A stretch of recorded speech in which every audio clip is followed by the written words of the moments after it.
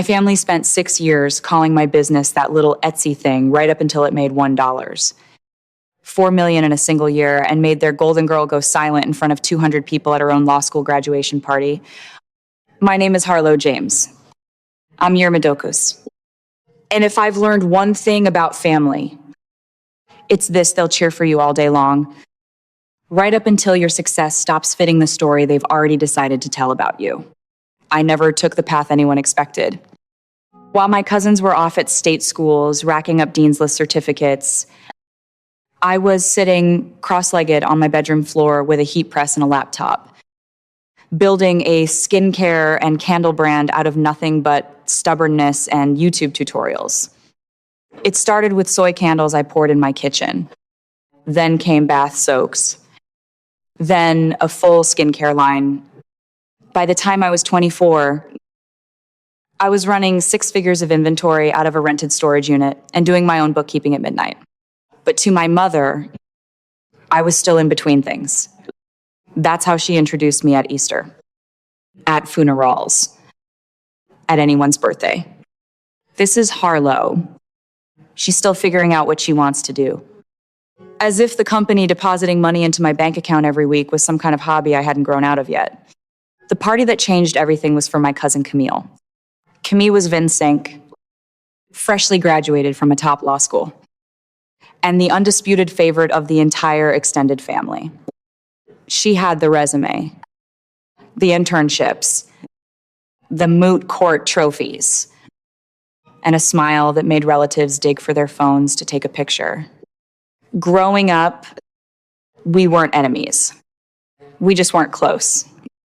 But Camille had always carried herself like she was waiting for applause. And her parents, my Aunt Denise and Uncle Michael, were more than happy to conduct the orchestra. Every A on a report card turned into a dinner. Every internship turned into a Facebook album with a title like "Our Girl is Going Places." So when the invitation for her graduation celebration landed in my inbox, I already knew the shape of the afternoon waiting for me. A backyard full of rented string lights, a caterer, a tent big enough for a wedding, and a lawn that Uncle Michael would have manicured within an inch of its life. What I did not expect was the neon vest. I pulled into the driveway a little early, hoping to avoid the crowd, and was met by Aunt Denise jogging toward my car with the vest already in her hand like she'd been rehearsing the moment. "Harlow, perfect timing. We've got cars backing up onto the street. Can you help direct traffic for a bit?" "No, hello. No, glad you're here." Just a vest and a walkie-talkie shoved into my hands like I'd clocked in for a shift I never agreed to work. I stared at her. "Denise, I came to celebrate. I'm not the valet." She laughed like I'd made a joke. "It's just for an hour. You're good with logistics, right? Isn't that basically what you do all day with your little online store?" I should have handed the vest back right there. I should have walked straight past her into the party. But something in me, call it decades of trained politeness, took the vest anyway. I spent the next hour and a half waving SUVs into a side field and helping elderly great aunts navigate the grass in their heels. Nobody relieved me. Nobody brought me water. By the time I finally peeled the vest off and made my way inside, the actual party had already started without me. A banner stretched across the yard in gold script: "Congratulations. Camille. Eske." A ribbon was tied around the gate to the driveway, clearly hiding a car I hadn't seen yet. Guests were already 3 drinks deep, circling the dessert table. My mother sat front and center, glowing like she'd personally argued Camille's bar exam for her.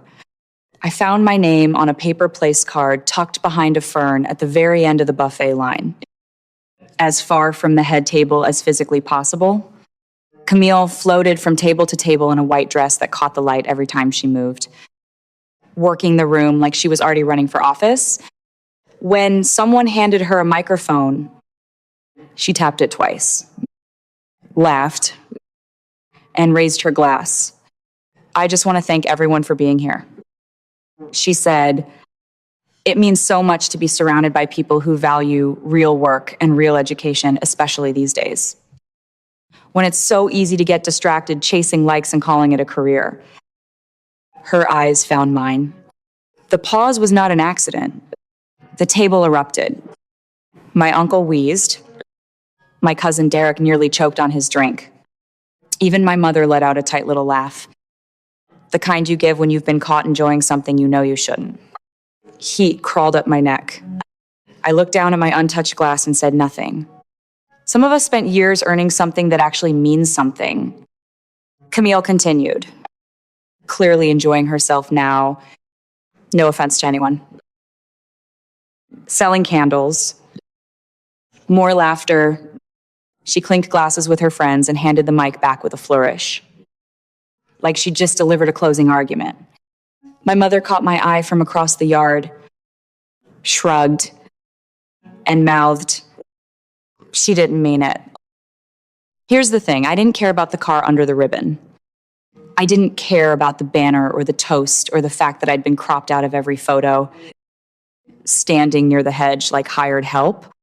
What actually got to me was the years underneath it. The years of my mother changing the subject the second I mentioned a new product launch, just to ask what firm one of Camille's professors used to work for. But sitting there with grass stains on my sneakers and a warm drink in my hand, something in me finally shifted. I waited until the last toast ended and the Bluetooth speaker switched over to top 40. Then I stood up, smoothed my dress, and walked over to where Camille was posing for photos beside the car, still riding the high of her own speech. "Hey, Camille," I said, loud enough for the small crowd around her to hear. She turned, surprised. "Oh, hey." I lifted my glass and smiled. "Congratulations. It must feel great knowing all that hard work paid off. And that your family shows up for you like this." I took a slow sip. Funny, my little candle hobby just cleared $1. $4 million this year. But hey, nice car. Silence dropped over the group like a tablecloth pulled too fast. Someone's fork hit a plate. My uncle's mouth fell open. My mother blinked at me twice, like she was trying to reboot. I didn't wait around for the aftermath. I turned and walked straight for the gate. Behind me, I heard someone whisper, "Wait, what did she just say?" I hadn't planned any of it. Not really. But 6 years of being the family afterthought, the one who got the leftover chair and the long list of favors, had finally reached its total. Camille's little jab was just the final entry on the ledger. Nobody chased me down the driveway, but by the time I got home to the house I'd bought outright the year before. My phone was already buzzing. First, my mother times. That was completely unnecessary. "You embarrassed this whole family." Then times. "We'll talk later. Please don't make this a bigger deal than it needs to be." Then Aunt Denise times. "Was that really necessary? Camille worked hard for her degree. You're not the only one who's accomplished something." I didn't answer any of it. I put my phone face down on the counter and let the quiet of my own house settle over me. That night I slept better than I had in months. The fallout rolled in over the next few days like weather. Monday morning, I opened my business inbox to 3 new wholesale inquiries. One of Camille's friends had apparently looked up my company after the party and been genuinely impressed. The email used the word "built," not stumbled into. I used to forward inquiries like that straight to my assistant. This time, I took the calls myself. For once, I wanted people to hear it from me directly. Tuesday evening, my mother showed up at my door with a casserole dish, unannounced. Like it was still 15 years ago, and I was a homesick freshman. I brought dinner. She said, hovering in my entryway, taking in the house like she was seeing it for the first time. The clean furniture, the local art on the walls. All of it spoke a language she'd never bothered learning. "You've done really well for yourself." She finally said, yeah. I said, I have... She set the dish down. You embarrassed Camille in front of everyone. She's devastated. Mom, I crossed my arms. I didn't start anything back there. I finished something that's been going on for years. But, Sadhu, 4 million times, she said it like the number itself was obscene. It's the truth. Why didn't you ever tell me? I almost laughed. I did. You just never wanted to hear it. You liked the version of me that needed help. It fit the story better. Harlow, still figuring things out. She sat down hard, like the sentence had physically hit her. I wasn't trying to pity you. Then why was Camille always the one who got the party? And I was the one who got a vest. She didn't have an answer for that. Instead, she said quietly, Camille's actually having a hard time finding work right now. Nothing's come through yet. I raised an eyebrow. So the degree didn't open every door after all. Don't be cruel. I'm not being cruel. I'm just done pretending I don't exist in this family unless someone needs something. She left not long after, muttering that Camille wanted to apologize. I didn't believe it. Not yet. That night, I finally opened the message Camille had sent 2 days earlier. The one I'd been avoiding. Hey, about the party. I shouldn't have said what I said. That was messed up. Can we talk? I sat with it for a long time. Not because I was unsure what to say, but because something had shifted and everyone could feel it. For years, they'd assumed I was the one scraping by on Wi-Fi and wishful thinking. In reality, I'd quietly built something real while they weren't paying attention. The following weekend, things escalated in a way I genuinely hadn't predicted. Aunt Denise called no text first. Just a voicemail waiting for me. Harlow, hi. I wanted to talk to you about something. We've hit a bit of a rough patch financially. Michael's hours got cut at work, and the payment plan on Camille's new car isn't exactly comfortable right now. I know things got tense at the party, but we're still family, right? That's when it clicked. This was never really about embarrassment. It was about access. I listened to the voicemail twice, not because I needed to hear it again, but because I couldn't get over how fast the tone had flipped. Days earlier, I'd been the family joke standing in a field in a traffic vest. Now, apparently, I was the emergency fund. I didn't call her back right away. I let the silence stretch. I recognized the pattern for what it was, mockery. Then distance. Then sudden sweetness the moment a favor was needed. And make no mistake, this was a favor. An expensive one. I opened my laptop and pulled up Camille's Instagram. A full carousel from the party, the banner, the speech. The ribbon around the car captioned Time's New Beginnings and Real Work That Actually Matters. Comments were flooded with likes from family and old classmates. One person had written, "Can't wait to see you at the firm." I knew for a fact she didn't have a single job offer yet. Not because she told me, because my mother had let it slip mid-lecture in my own kitchen. The girl who'd toasted to real degrees and mocked online business was now 3 months post-graduation with no job and a car payment she couldn't make. Still, I wasn't looking for blood. Not yet. Then came the second call. My Uncle Michael this time, Harlow, hey, just wanted to clear the air. You know, we love you. Always have. That whole thing at the party, Camille's got a sharp sense of humor. Takes after her old man. A nervous laugh. Anyway, Denise mentioned the car situation. We're just a little tight this month. It'd really help if you could cover the next couple of payments while Camille gets settled. I mean, business is going great for you. Right? I sat there holding my phone like it might go off in my hand. The audacity was almost impressive.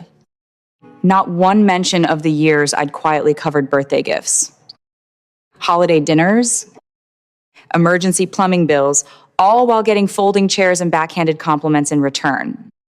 Not one acknowledgement that what Camille said at the party wasn't a joke. It was cruelty, wearing a smile. No apology. Just more entitlement. Dressed up as a favor between family. That's when I pulled up the spreadsheet I'd kept for years, not out of bitterness. Just a bit. Every dollar I'd ever quietly handed over to this family. The $400 I lent my cousin Derek for textbooks he never paid back. The $2, $500 I covered when Denise and Michael's roof started leaking 2 winters ago. Every small favor that had quietly kept the peace, the total came to $46. Lambate, not counting interest, not counting the years of being treated like a walking ATM with no accomplishments of my own. I stared at that number for a long time. Then I opened a blank message and wrote to Camille. Got your text? Appreciate the apology. But I think it's time for some honesty. You did work hard, I'm not denying that. But that doesn't excuse mocking someone else's success just because you don't understand it. And honestly, I'm realizing I've spent years pouring money and energy into this family and gotten dismissiveness back. That ends now. I read it twice. No venom in it. Just a line drawn clearly. I sent a version of the same message to my aunt, my uncle, and more gently, my mother. She called within minutes. Harlow, we need to talk about this. You can't just, yes, I said, calm and even. I can, and I just did. Silence on the other end. For the first time in my life, my mother didn't have a script ready. Did you really make over $1 million last year? She asked quietly. Yes. How did I not know that? You never asked. Another long pause. What do you want us to do? And that question sat with me. Because that really was the whole point. Wasn't it? I didn't want them to times anything. I just wanted them to stop expecting me to fix everything while pretending I hadn't earned my seat at the table. I ended the call gently. Not out of anger, just because I no longer felt obligated to perform for an audience that never clapped for me anyway. Camille didn't respond to my message for 2 days. I figured she was either stewing, drafting a carefully worded non-apology, or too embarrassed to say anything at all. Honestly, I didn't mind either way. I'd said what I needed to say. And for the first time in years, the weight I'd been carrying, the guilt, the obligation, the constant feeling of being seen but never valued had actually lifted. Then, on the 3rd day, a calendar invite landed in my inbox. Subject Coffee Camille, time Saturday. 10:00 a.m., location the Corner Press. Downtown, I stared at it for a while before accepting, not because I expected a heartfelt apology, but because some part of me wanted to look her in the eye and see if there was anything real underneath all that polish. Saturday came in gray and drizzling, which felt about right. I got there 10 minutes early and ordered a plain black coffee. She arrived 5 minutes late in a cream blazer and heels, looking like she'd dressed for a deposition rather than a conversation with her cousin. Thanks for coming, she said, sliding into the seat across from me. Wasn't sure I would. I admitted, neither was I. She wrapped both hands around her cup. I read your message. Twice. Okay. You're right. She finally looked up. I was awful. Not just at the party for years. I made fun of your work because I didn't understand it. And if I'm being honest, I think I was jealous. That caught me off guard. Jealous. You built something. It's yours. Meanwhile, I've got a diploma on my wall. no job, and a car my parents can barely afford. What I said at the party wasn't really about you. It was me trying to feel better about where I actually am. I let that sit for a second. I wasn't in a rush to forgive her, and I wasn't sure yet if I wanted to. I appreciate you saying that, but it doesn't erase years of feeling like the family embarrassment while everyone clapped for you. I know, she said quietly, that's on me. On all of them, honestly. So why did you actually want to meet Camille?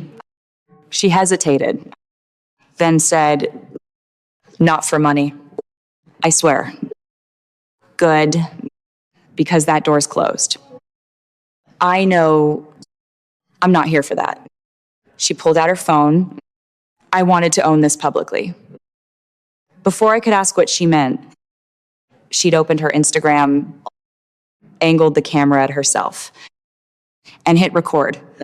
Hey, everyone, she said, voice a little shaky.